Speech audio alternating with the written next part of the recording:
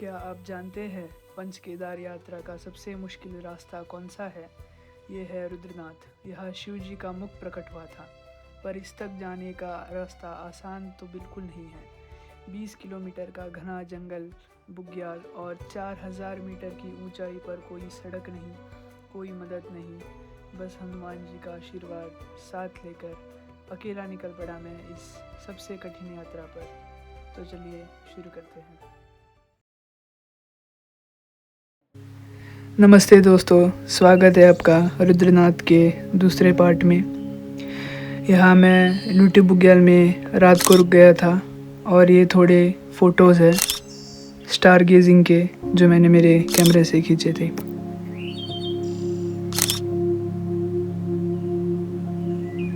फिर अगली सुबह लगभग 6 बजे के आसपास मैं निकल जाता हूँ रुद्रनाथ की ओर।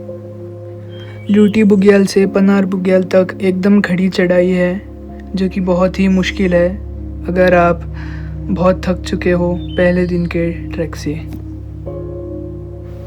लेकिन धीरे धीरे करके मैं भी पनार बुग्याल तक पहुंच जाता हूँ और यहाँ से जो नज़ारे आते हैं वो बहुत ही सुंदर होते हैं। दूर तक सारे हिमालयन पीक्स दिख रहे थे, लेकिन थोड़ा कोहरा ज़्यादा होने के कारण कैमरा में कुछ दिखाई नहीं दे रहा था।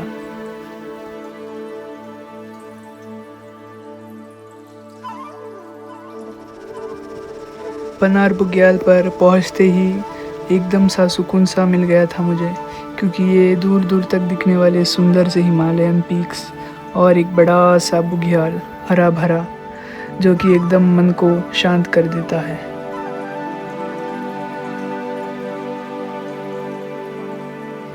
पिछले दिन बहुत ज़ोरों से बारिश गिरी थी, इसलिए सारे बादल क्लियर हो गए थे।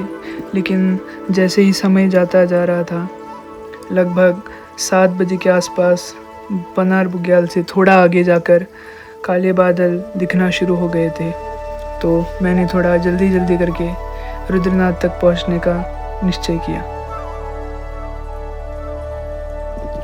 थोड़ी देर तक रास्ता तो एकदम सीधा था, लेकिन बार बार खड़ी चढ़ाई आ रही थी और देखते ही देखते मैं पितृधार के बहुत करीब आ चुका था। लेकिन बीच में बहुत बारिश और एकदम से कोहरा आ गया था, तो ज़्यादा कुछ रिकॉर्ड नहीं कर पाया मैं और एकदम से टेम्परेचर कम हो गया था वहाँ पे।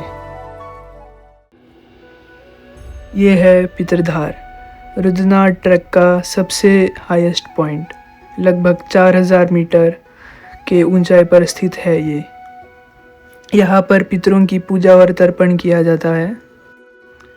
ऐसा माना जाता है कि रुद्रनाथ तक जाने वाला हर व्यक्ति जब इस रास्ते से गुजरता है तब उसके पितृकर्म यानी पितृदोष से उसे मुक्ति मिल जाती है।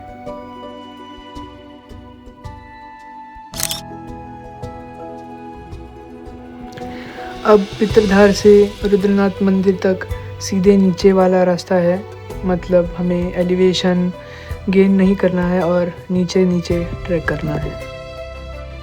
कहने को तो पितृधार से रुद्रनाथ तक ये बस एक ही पानी का स्रोत है, लेकिन बारिश के वजह से बहुत जगहों पर पानी बह रहा था जो कि बहुत साफ था पीने के लिए। फिर कई देर चलने के बाद मैं यहाँ पर आ पहुँचा जहाँ से रुद्रनाथ मंदिर दिखाई पड़ता है। बड़े से हिमालय के नीचे एकदम ये रुद्रनाथ मंदिर साफ साफ दिखाई देता है। इतने खूबसूरत रास्तों से होकर जब मैं मंदिर के पास पहुँचने लगा था, तब ऐसा लग रहा था कि कितना भाग्यशाली हूँ मैं, जो कि इन सारे नज़ारों का आनंद लेके आ रहा था इस मंदिर की ओर। मंदिर से थोड़े ही पहले हमें सूर्य कुंड दिखाई देता है और जैसे ही आगे पहुँचते हूँ, ये रहा मंदिर का द्वार। इतनी कठिन यात्रा के बाद जब आप इस मंदिर के आगे पहुंच जाते हैं, तब जो आप महसूस करते हैं वो बताना बहुत मुश्किल होता है। सारी थकावट, सारे दुख एकदम से ख़त्म हो जाते हैं।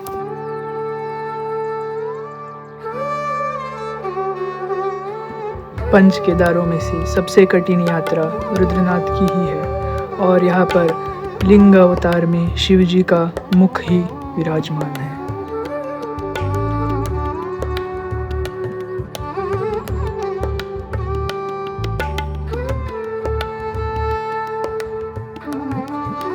यहाँ पर मैं लगभग 10:30-11 बजे के आसपास पहुँच गया था।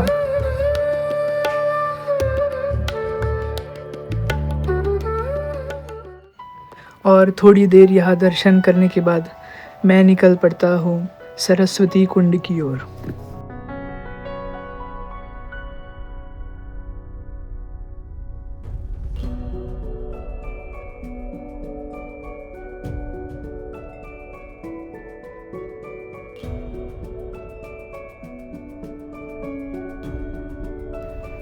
अभी अभी यहाँ पर धूप थी और एकदम देखते ही देखते यहाँ पर पूरा कोहरा छा गया था।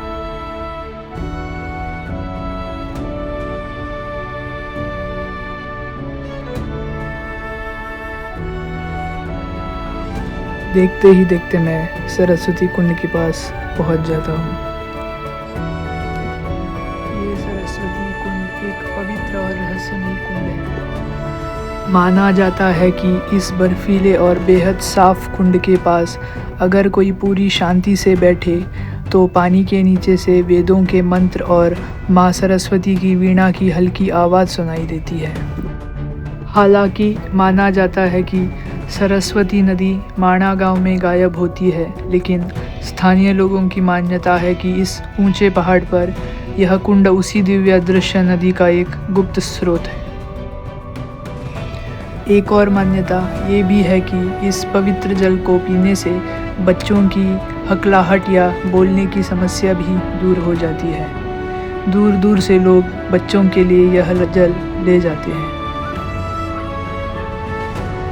बहुत से लोग यहाँ पर आकर रुद्रनाथ मंदिर में दर्शन कर लेते हैं, लेकिन बहुत ही कम लोगों को इस सरस्वती कुंड का पता होता है। थोड़ी देर यहाँ टाइम स्पेंड करने के बाद मैं वापस अपने डॉर्मेट्री में चला जाता हूँ और वहीं पे रेस्ट करता हूँ शाम तक। फिर शाम के वक्त संध्या आरती के लिए मैं मंदिर के पास पहुँच जाता हूँ।